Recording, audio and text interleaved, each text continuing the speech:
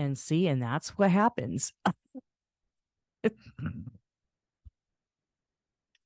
Oh, yeah, there's nothing like talking and having your microphone muted, and then the computer telling you, you need to unmute your mic. Anyway, what I was saying is, I hope you had a good weekend. And happy Tuesday to you. How do I know it's Tuesday? Well, because it's trash day tomorrow. That's how I know. And but anyway, hoping everything is good and that life is treating you pretty decent. I'm still trying to learn things and getting an idea of uh, what we should do. And I'm building content for my channel, which is Chatting It Up. But I'm also doing something different. And I've been building up bumpers and some stingers um, for a podcast that's going to be strictly audio. It's not going to be on camera. I think the little camera deals is good enough for this little area. And they're going to be fairly short. But for the most part, I'm just going to say that the podcast is going to be named Hanging with Hoagie.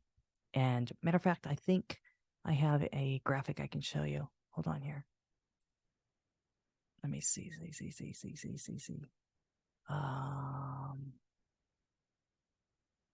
Nope, that's not it. Oh, wait a minute. You might be able to see this, right? Make it small. Let's see how small I can make me. But anyway, so this, I'll put it right here. This is going to be the logo for Hanging with Hoagie. And yeah, it's pretty cool. So that's where most of my when I get that going, it's going to be living there, and it'll be in various platforms that you do podcasting at. And so that's kind of what's on the horizon for me. So we'll just kind of wing it from there. But I just wanted to share a little something with you. And I came up with the title. And the title basically is Caregiving Made Easy. How many people remember caregiving being easy? Nah, me neither. And honestly, if caregiving was easy, I think everyone would be doing it. And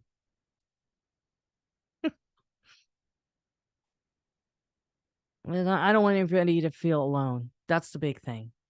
And as you could tell, this is so unprofessional at this point. But that's okay. That's okay. We're learning as we go. You're on this adventure with me, and we're hanging in there, right? Right? Hanging with Hoagie.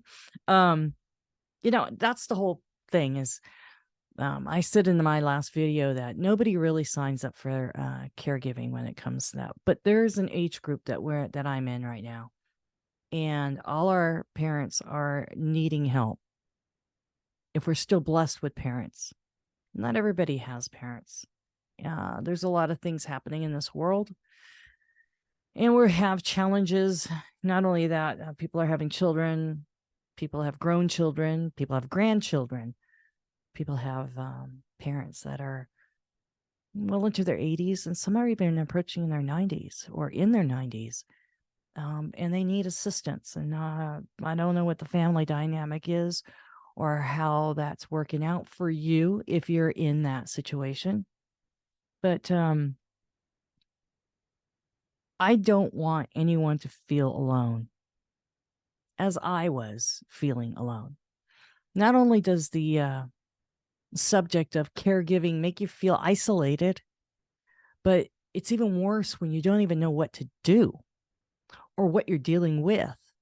Not everybody has cognitive issues, and I've made comments about that as well, that as you're going through this journey of figuring out how to care for your loved one, it's come down to the point of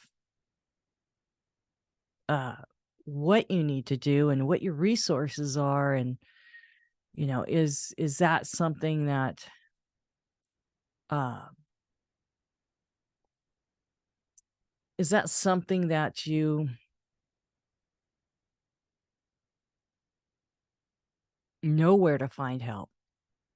And I think that's the big thing that I'm trying to emphasize is I remember what it was like when my mom suddenly stopped caring for things that she cared about. That was my big clue. Um, my dad, he was still functional up until the very last stage, just his body gave out. But, there's a bigger mystery involved when you walk into a situation and you don't know what to do. And I'm going to speak solely on a lot of people saying because of my mom's financial status, everybody kept saying, I know that you can qualify for assistance and Medi-Cal. Oh my gosh, that was a whole different thing. I had to learn about Medi-Cal and Medicare. I'm so aware now, but at the time and the pressure of having to deal with what's happening to my mom, what's happening to my dad, it was kind of crazy. My mom needed financial assistance because she didn't have an income. She didn't plan properly. And if she did, I never did find any finances to sustain her. With that being said, I think I took care of her. So that was about 2014. So that was 10 years ago. And then I didn't really take care of her 24/7 until 2021.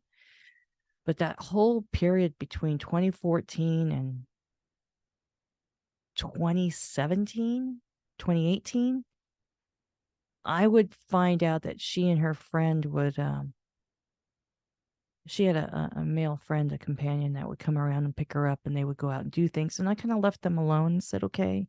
But I started to see things that were off. And long story short is my mom started showing problems with incontinence. I know that's a really touchy subject. But, I realized that she didn't have the proper supplies to help herself. And so I had no clue where to find the help. And people did say when I would express my frustration, they would say, you qualify for Medi-Cal, which is not Medicare. And I think nationally it's known as Medicaid. That's what I've learned through my support group. So when I got my mom signed up, there was like 3 or 4 people that told me you need to sign up for that, but nobody gave me the platform to jump off of to dive into it. And I can't, there was one friend of my sister's that said, I'm going to send you to my sister. So it was kind of like a third party. And she is the only one that really put me in the right traction to get help. And I found a website in California, and it was called IHSS. And IHSS was a godsend for me. And granted, that whole period between 2019 to 2021, that was like at the time that the pandemic kind of hit, right? So we were experiencing news about lockdowns, and matter of fact, it was so funny because when they here in California they had curfews, right? You couldn't be outside for a certain amount of time. And yeah, it just let's see here. There we go. You couldn't be outside at a certain time. And I want to say it was 9, maybe it was 10 o'clock. I can't remember what it was. Well, I was heavy into taking care of my parents. And my dad happened to be at my house. And when he was at my house, I would get him settled, and then I would dart out in the car and I'd drive over to my mom, which was about 15, 20 minutes away. And I'm thinking, where the hell is everybody? It was like that, I don't know, for months. And I was like, God, is it a coincidence? Every time I come out, there's nobody out. I had no clue. Until my company had to do work out of town, and they said, oh, here's a letter because you're an essential worker. And I was like, since when do we need this? Anyway, that's me being bogged down with a lot of things that were happening all at the same time. And I wasn't keeping track. My focus was on my dad. My focus was on my mom and doing stuff for work. But I also didn't equate it to there's more happening, because I wasn't turning on the TV to know there were curfews. And I went, oh, I need to write up a letter. And then I looked on the computer, and they said, yeah, if you're an essential worker, print this out and carry it with you. So if you get stopped, that you show it to the cops, and then they'll know that you're an essential worker. And I'm like, oh, well, I think 6 months had already gone by, and I was just like winging it. Yeah, I was completely, the lockdown for me was not the same as everybody else, because I was like, I'm gonna do what I gotta do. It's kind of funny, actually. And you know what the amazing thing is? I'm a person of faith. Although when I lose you wouldn't know that I was, but okay, I'm not perfect, right? But what a divine appointment. And I say that because I was clueless, and almost, they say when you want to take command of something, you just walk into the room and you walk in with authority, and basically nobody's going to mess with you because you control the room, if you will. Well, I control the situation the entire time. I'm getting in the car. I'm driving to my mom. I'm going to take care of what needs to be taken care of, and I'll get back to the house when I want. I didn't even faze me. But that's because I was on a mission. And it was the same thing with IHSS, which stands for In-Home Support Services. It's offered through Medi-Cal. I don't know about the other states. Again, Medi-Cal is California. It's known nationally as Medicaid. It is different than Medicare, which is what you get when you're, I think it's 65, 67. Oh, obviously, I'm not there yet. But I'm sure I'm going to find out, just like when I found out about AARP. I wasn't even 50 years old, and they started sending me crap. So anyway, but I'm sure I'm going to find out about Medicare. So anyway, I signed up for this stuff.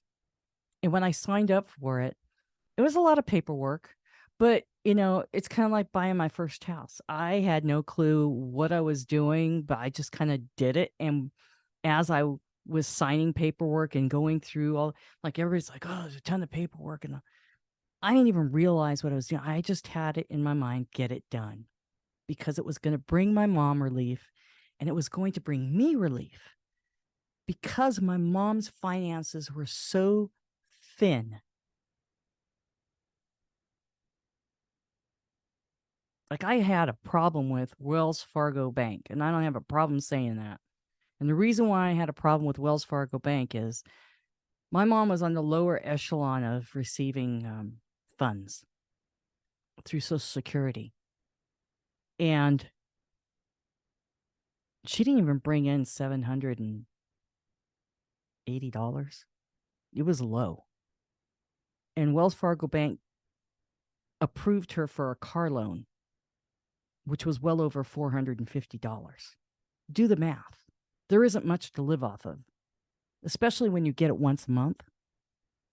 So when I figured all this stuff out, and believe me, I figured out a lot of stuff, I was livid. And I remember it was around the time that Wells Fargo was in the news because they had been caught opening accounts for people and signing them up for some things that were unethical, just to pad their records, or they were doing something. And it was around that same time. And I remember contacting Wells Fargo and saying, you know what you guys are doing? How dare you do this to my mom? You approved her for a loan. Her income is X amount, and she barely has enough to live off of. And they actually listened to me, but I was like fighting for my mom's well-being, and I was fighting for my sanity, because I knew that this was on my shoulders to help her, because she wasn't even opening her mail. That's how I knew something was wrong. And not only that, my mom is an avid gardener and loves plants, and they were all dead or dying. And I knew something wasn't right. And I said in a previous video, you have to be a detective. And those were the clues that I had from my own mother to know, hey, something isn't right. And even though she would speak and say things that were right, but she wasn't doing it. Like every day she would tell somebody, oh yeah, I walk a mile every day. She wasn't even getting out of bed.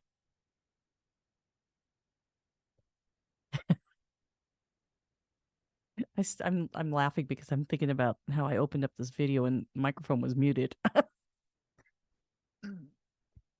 But anyway, yeah, so that whole thing of trying to figure that whole mess out, fighting with the bank, trying to find money,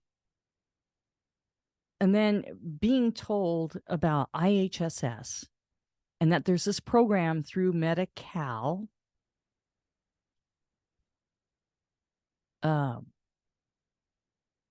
that you can actually be hired, and your loved one or the person that's in Medi-Cal, aka Medicaid nationally, is your employer, and you become a provider, and that provider works for the client.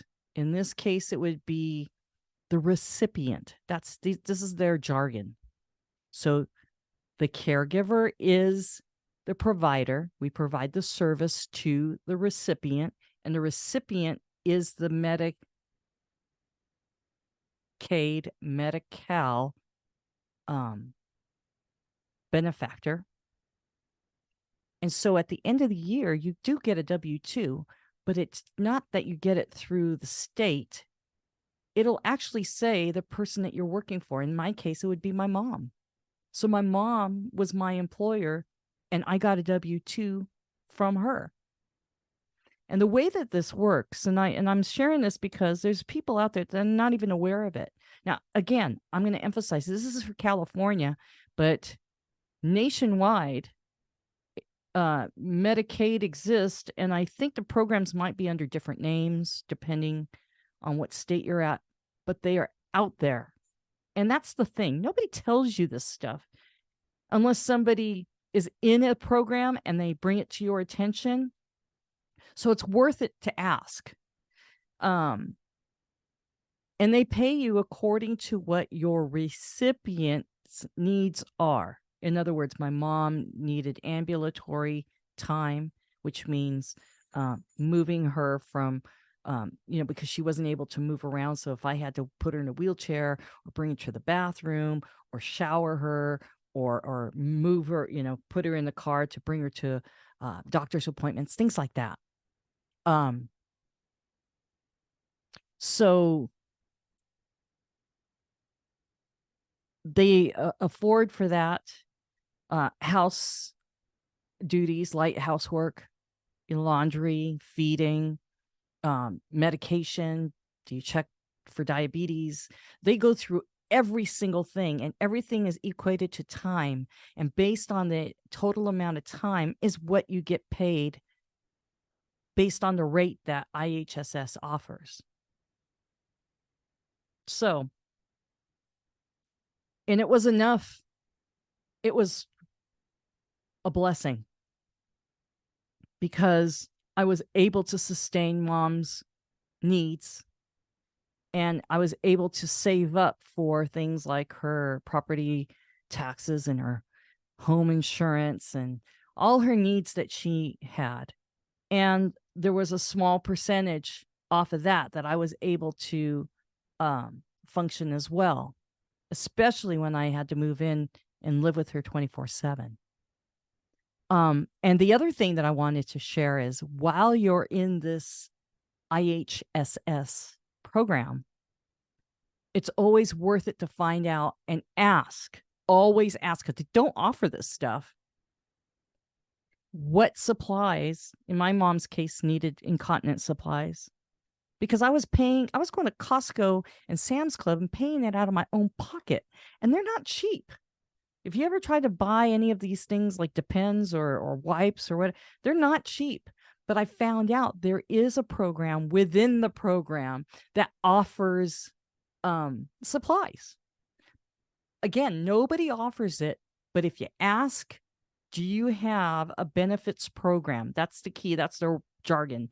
Ask for a benefits program for incontinence supplies, and they'll say, well, let's check your insurance.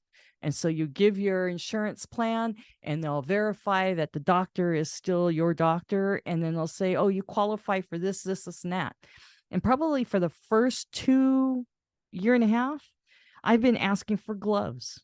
I'm dealing with incontinence stuff, and and they kept saying, well, we have all this, we have diapers, we have pull-ups, we have wipes, we have this, and that, but we do not have gloves. And I'm like, are you kidding me? And they said, well, we have them, but they're only good for people that have to deal with a certain type of medical situations. I'm like, great, okay. So I would have to go down to Costco and buy their stuff, and that was an added expense, of course. But wouldn't you know it, the last 6 months, 9 months, they started sending me gloves. Who knew? So, and underpads. I had to go to Costco and, get doggy underpads, because they supplied all that too. So my point is, whatever I paid out of pocket because it got so expensive, if you just ask, because they don't offer it unless you ask, you can get the stuff paid by the state. You can get it. You don't have to wait until somebody's on hospice where they give you everything under the sun because they know that you're terminal and, there's a limit to it. But ask. And there is a special jargon. So, but remember, the word is, what benefits am I entitled to? And then you give your scenario. It works out beautifully. But yeah, it was on my heart to put something out, and I want to help my generation. I know there's a lot of people my age that are entering or in it or have been struggling. And there's other ones that are right behind us that are dealing with this. My parents lived to be in their mid to late 80s. And I'm grateful for that time. But honestly, I didn't know what I was getting into, and that's okay. But it was frustrating. And if I have information because I've gone through it, you see, I'm a true believer. You can't really talk about something unless you've been through it, right? So now I'm able to give a solution to somebody that might be looking for that. Now, if you have any questions, please put it in the comments or when I, under the post, and ask, and I will do my best to answer it. Hopefully I'll have an answer for you. But these are resources that are available, and they should be available for everyone. But again, the Medi-Cal program is called IHSS, which is in-home support services. Matter of fact, if you go to IHSS.com, you'll see the whole thing, and it'll kind of walk you through it. And it's based on counties. In my case, it was Riverside County. If you live in San Diego, it's San Diego County, LA County, right? So that's where you need to find it.